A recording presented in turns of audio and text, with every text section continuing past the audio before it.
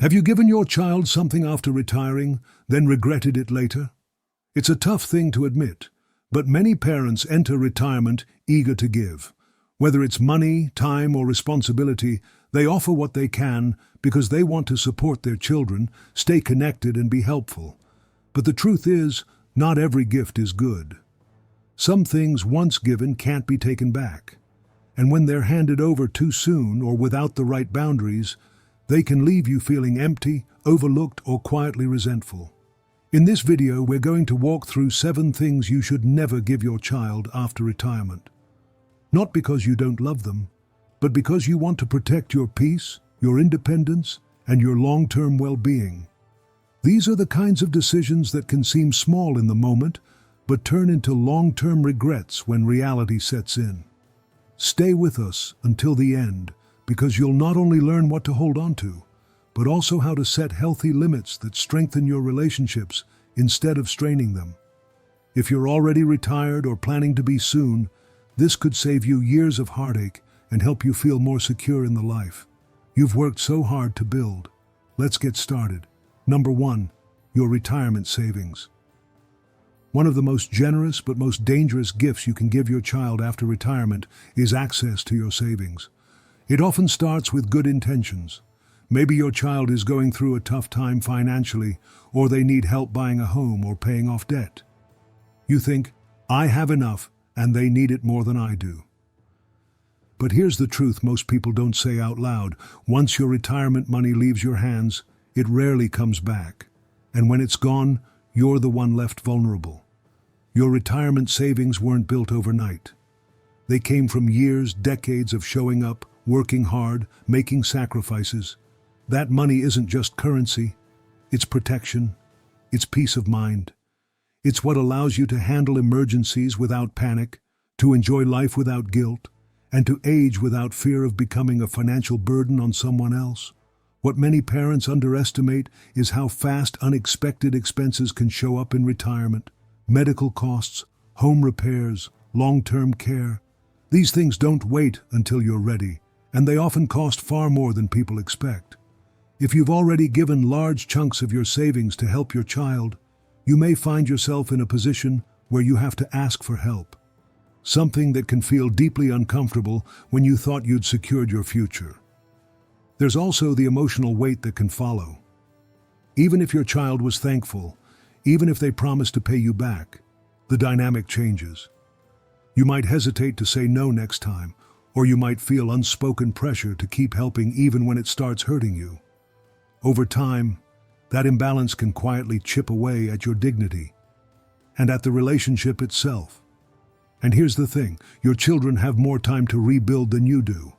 They're still working, still earning, still climbing.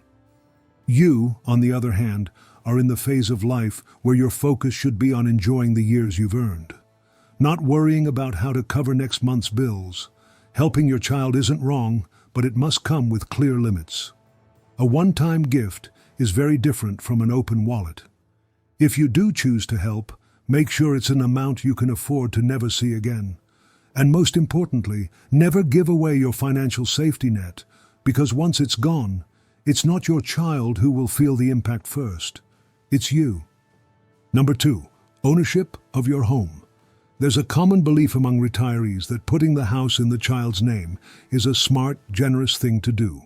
You may think you're protecting your child from future inheritance taxes or just trying to simplify things for when you're gone.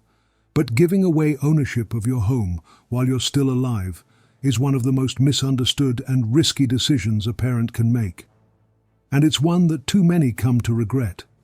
Your home isn't just a structure, it's your anchor. It's the place where you feel safe, where your routines are set, where you've built decades of memories. And once your name is no longer on the title, you no longer have control over it. Legally, emotionally, and practically, you've handed over your security. What happens if your child runs into financial trouble and the house gets tied up in a lawsuit or worse, is lost in bankruptcy? What if they get divorced and suddenly your home becomes part of a messy legal battle you never saw coming? What if your child simply makes decisions about the property that you don't agree with, like selling it, renting it out, or moving someone else in? These are not rare scenarios. They happen more often than people realize. And once your name is off that deed, your power to stop any of it disappears. Even if your child is trustworthy and loving, life changes. Their needs shift. Their financial picture may get complicated. And what was once your home can become something you no longer fully belong to.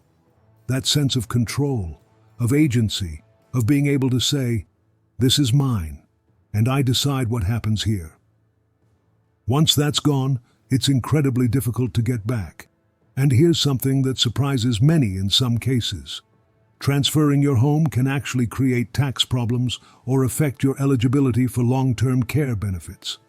What you thought was a protective move can turn into a bureaucratic headache or a financial trap that ends up hurting both you and your child.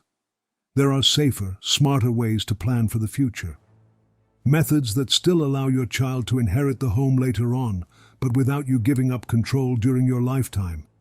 A trust, a life estate, or simply a clear will with legal guidance can accomplish the same goal with far less risk. Your home is more than property, it's your foundation. And after retirement, your foundation should never be something you give away just to keep the peace, speed things up, or do what everyone else does. Because once it's out of your hands, you may not get to decide how the rest of your life unfolds within it. If you're still watching this video and finding these insights valuable, please comment number 2 below to let me know you're here. And if you haven't subscribed yet, I recommend you subscribe and turn on the bell so you don't miss any videos. Your support helps us continue creating good content to inform and inspire you. Now, let's move forward. Number 3, full control over your medical or financial decisions.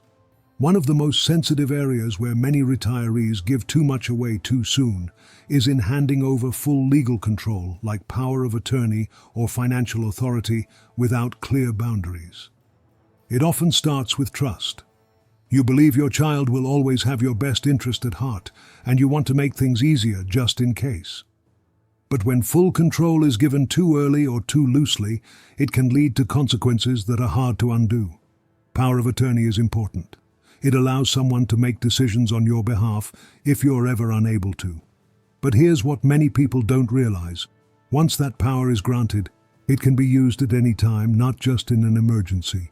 That means your child could access your accounts, make financial moves, or speak on your behalf with doctors. Even if you're still fully capable, in most cases, it's done with love and care. But not always, and even when intentions are good, misunderstandings happen. You might say, "I want to hold off on this procedure," only to find out a medical decision was made on your behalf. Or you may discover transactions you didn't approve.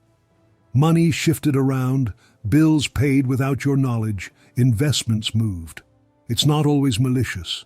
But once someone has that authority, it's easy for things to slip out of your hands. The emotional cost can be just as high, when you no longer feel like you're the one making your own choices about your health, your money, your future.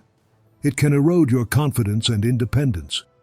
You may begin to question whether your opinions matter. Or worse, you might stop speaking up altogether. That's not a position any parent should find themselves in, especially after a lifetime of managing your own life. If you do choose to give your child legal authority, do it carefully. Put limits in place. Talk to a lawyer who can help structure it in a way that protects you, not just them. You can grant powers that only activate under specific conditions, like a confirmed medical incapacity. You can also choose to split responsibilities, so no one person has full control. These aren't easy conversations, but they're necessary ones. You deserve to be protected without being overruled. You deserve support without surrendering control. And your child, if they truly care, will understand the need for balance. Because this isn't about mistrust, it's about wisdom. You've spent a lifetime making decisions. Retirement is not the time to hand over the steering wheel entirely. It's the time to put safeguards in place, so your voice remains the one guiding your journey every step of the way. Number 4, your role as a constant babysitter. After retirement, One of the most common traps older adults fall into is becoming the family's full-time, unpaid babysitter. It often begins with love, watching the grandkids for a few hours here and there, helping out in a pinch, filling in when daycare falls through. And at first, it feels good. You feel needed, useful, even honored to spend time with them. But over time, that occasional help can turn into an expectation, then into a routine, and finally into a quiet obligation you never fully agreed to. What makes this so tricky is that it doesn't always feel like you're giving something away. But what you are giving sometimes without realizing it is your time, your freedom, your energy, and your chance to enjoy retirement on your own terms. Slowly, your calendar stops being your own. Your days are shaped by nap schedules, pickups, drop-offs, and meals that aren't even for you. You might not resent it right away, but eventually the weight of always being on call can start to wear you down. And what's worse, saying no later becomes harder because by then your child has grown used to the help. The family rhythm has adjusted around your availability. So when you finally do want a break, or you say you're too tired, or you make plans for yourself, it may come as a surprise or even a disappointment. That's not your fault. That's the result of unclear boundaries that were never talked about at the start. Retirement isn't a free-for-all of time. It's the reward for decades of effort, and it's supposed to be yours. That doesn't mean you can't help. It means you get to decide how much, when, and under what conditions. Watching your grandkids should be a joy, not a job. It should feel like a choice, not an assignment. If it doesn't, then something needs to be rebalanced. Children may not realize how demanding full-time caregiving is. They might assume you're retired, so you must have the time. But time and energy are not the same thing. As you age, you need more rest, more self-care, more space to enjoy the life you built. And it's okay to protect that. It's not selfish, it's healthy. The best relationships between parents and adult children are built on mutual respect. If you want to help with the grandkids, silent sacrifice. Do it with joy and clear boundaries. Set days, set times, say no when you need to, and never feel guilty for choosing to spend a day, a weekend, or even a month focused on your own plans. Because when you guard your time, your energy, and your freedom, you're not just protecting yourself. You're modeling something powerful for your children and grandchildren, the importance of self-respect, even in love. If you're still watching this video and finding these insights valuable, please comment number 4 below to let me know you're here. And if you haven't subscribed yet, I recommend you subscribe and turn on the bell so you don't miss any videos.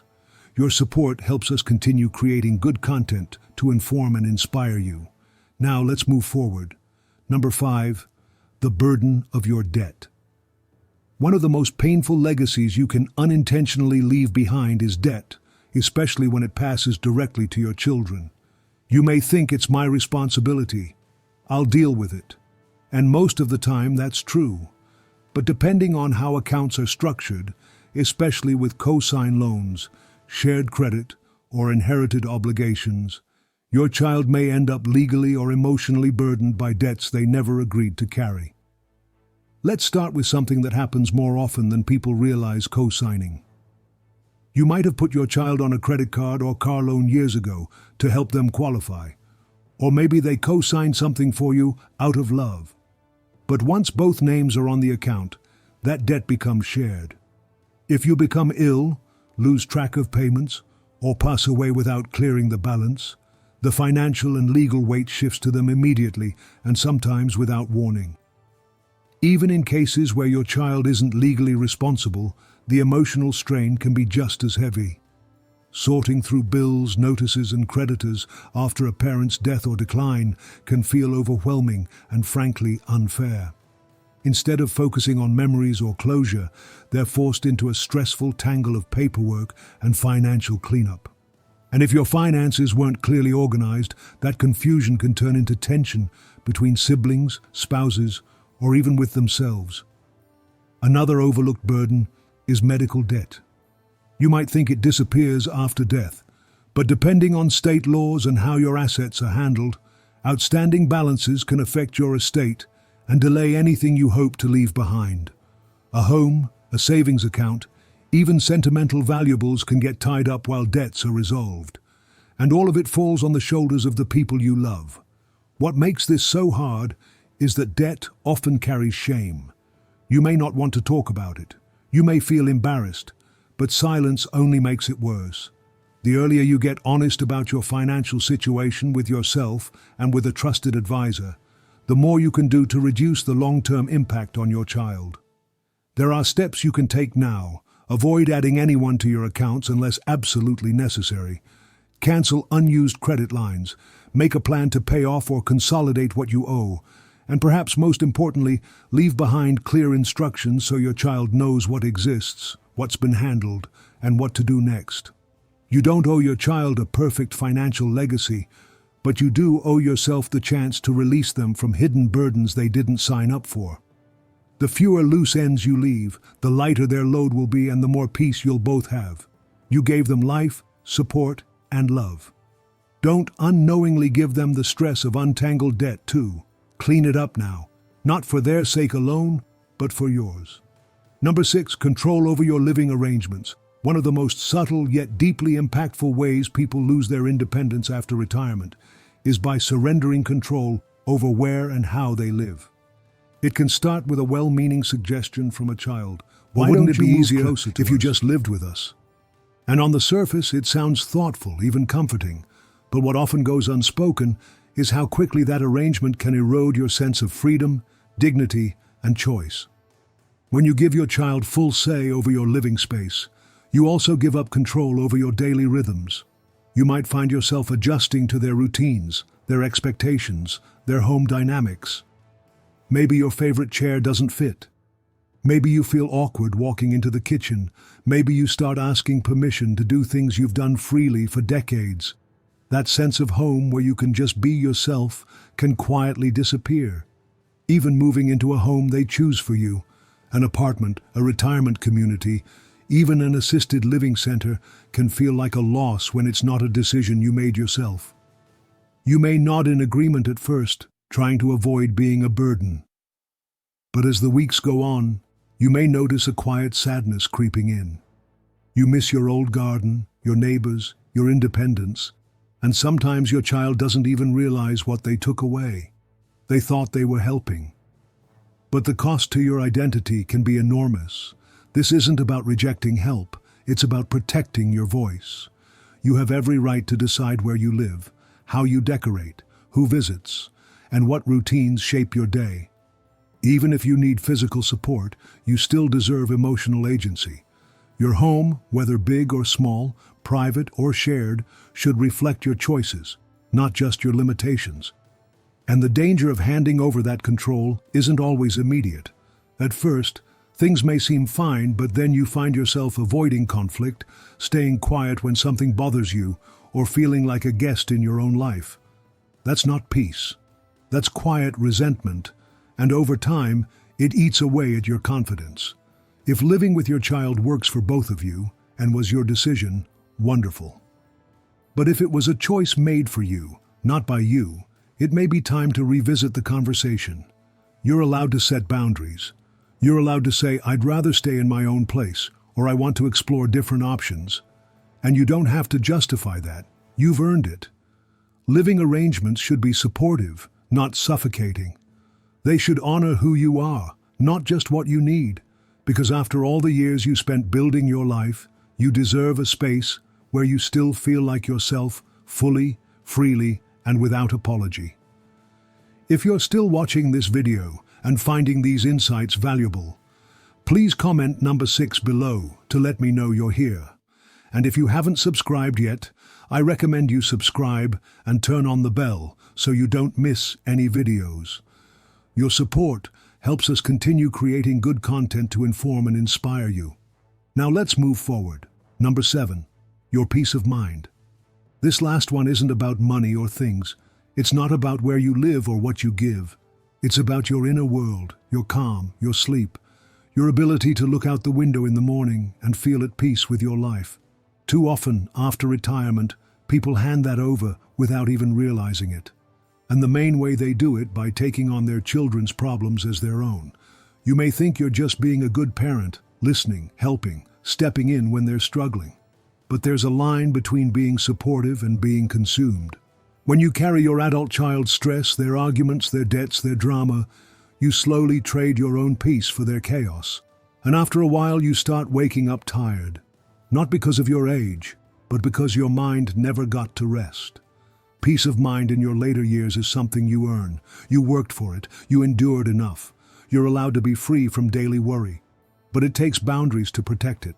You can love your child deeply and still say, this is something you need to figure out. You can care without fixing. You can support without sacrificing your own emotional well-being. Some people feel guilty doing that. But guilt is often just love that doesn't know how to protect itself. And the truth is, you're not helping your child grow by absorbing all their pain. You may actually be keeping them from developing the strength they need to navigate life on their own. There's a kind of wisdom that comes in old age. When you realize that not every phone call needs to be answered right away, not every problem is yours to solve, and not every tear should become your burden. That doesn't make you cold. It makes you centered. It makes you someone who chooses peace, not passivity. After retirement, your peace of mind should be non-negotiable. And never ever feel bad for keeping it close, because if there's one thing that can't be bought, replaced, or rebuilt, it's that quiet, steady sense of being okay, no matter what's happening outside of you. That's your legacy too. Final thoughts as we wrap up today's video. I want to leave you with something important. Retirement isn't just about stopping work. It's about starting a new chapter that belongs to you. But too often in trying to be a good parent, we give away more than we should. And sometimes we don't realize the cost until it's too late. These 7 things, your home, your time, your savings, your freedom, your debt, your health, and your peace are more than just items on a list. They're the foundation of your independence, your happiness, and your dignity in this season of life. And once they're gone, it's hard to get them back. That doesn't mean you stop loving your children. It means you start loving yourself too. Setting boundaries isn't selfish, it's smart. And the more you honor your needs, the more you model strength, wisdom, and resilience, the very things your children will one day need to carry for themselves. Retirement is a gift, but only if you protect it. So don't feel guilty for saying no. Don't feel bad for choosing peace. You've earned the right to live these years on your terms. Thank you for joining us today. We'd love to hear from you. Leave a comment below and share one thing you learned today and how you plan to use it in your life. Your thoughts are important to us, so don't hesitate to share them. Reading your comments gives us great motivation and encouragement. If you enjoyed this video and found it helpful, please like, subscribe, and share. Your support helps us continue creating good content to inform and inspire you. Thanks for watching, and we look forward to seeing you in the next video.